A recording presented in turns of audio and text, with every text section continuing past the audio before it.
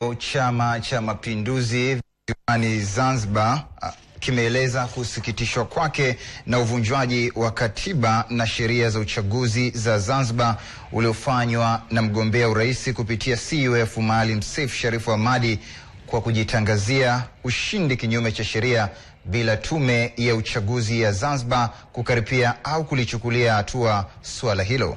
Mapema jana, wakati utaratibu wa kutoa matokeo na kuhakiki kura zilizopigwa ukiendelea, Maalim Seif alijitokeza mbele ya waandishi wa habari na kudai kuwa ameshinda kwa 52% dhidi ya CCM kabla ya tume haijakamilisha ukusanyaji wa matokeo ya urais visiwani Zanzibar. Taarifa zaidi na mwandishi wetu Abdalla Pandu.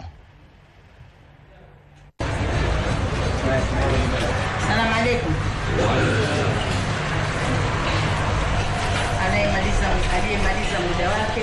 Akizungumza na wanahabari katika ofisi za Chama cha Mapinduzi Kisiwandui visiwani Zanzibar, naibu katibu mkuu wa Chama cha Mapinduzi Vuai Ali Vuai anasema suala la kuvunja sheria na katiba ya Zanzibar haistahamiliki na ni lazima tume ikachukua hatua juu ya suala hilo. Mapinduzi kimesikitishwa sana na kilalaani sana tukio hili ambalo limetokea. Hata hivyo, tumesikitishwa zaidi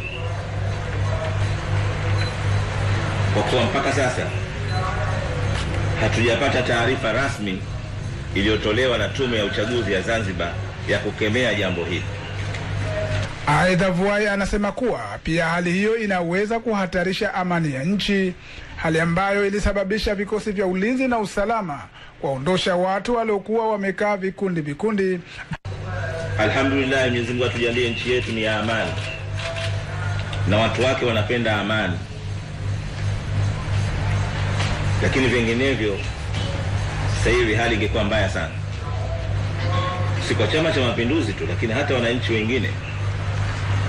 Vuai ametumia fursa hiyo kuitupia lawama tume ya uchaguzi Zanzibar kwa kuendesha uchaguzi bila ya mawakala wa Chama cha Mapinduzi kwa muda katika majimbo ya wilaya magharibi, kwa kuwapotezea vitambulisho vyao vya mawakala hao katika ofisi za tume, sambamba na kukamatwa kwa karatasi za kupigia kura kwa mawakala wa CUF kisiwani Pemba. Baadhi ya mambo na vitendo vilivyofanyika katika uchaguzi likiwemo tukio ambalo limetokea jimbo la Chonga Pemba, pahala ambapo zimekamatwa ballot paper. Taarifa tulizo nazo kama chama,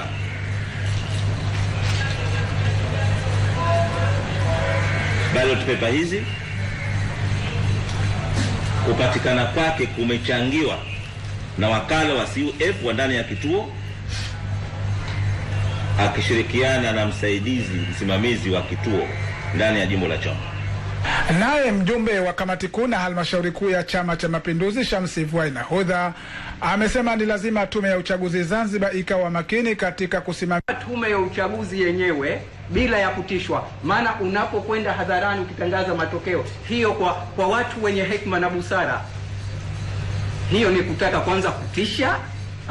Mama na make nini, unawatisha na unawalazimisha. Na tunasema tume hii hata rais wa Zanzibar hana mamlaka hayo ya kuingilia mamlaka tu. Sasa tunajiuliza hii ni nini? Sasa kama ni uhuru kwamba matokeo yakitangazwa, hata CUF na yeye matokeo yakitangazwa na tume ya uchaguzi na wao wanatakiwa kuyakubali na Chama cha Mapinduzi. Sasa tunajiuliza kama tunalijua hilo, kwa nini wao wa kwanza kwenda kutangaza matokeo badala ya kuachia tume?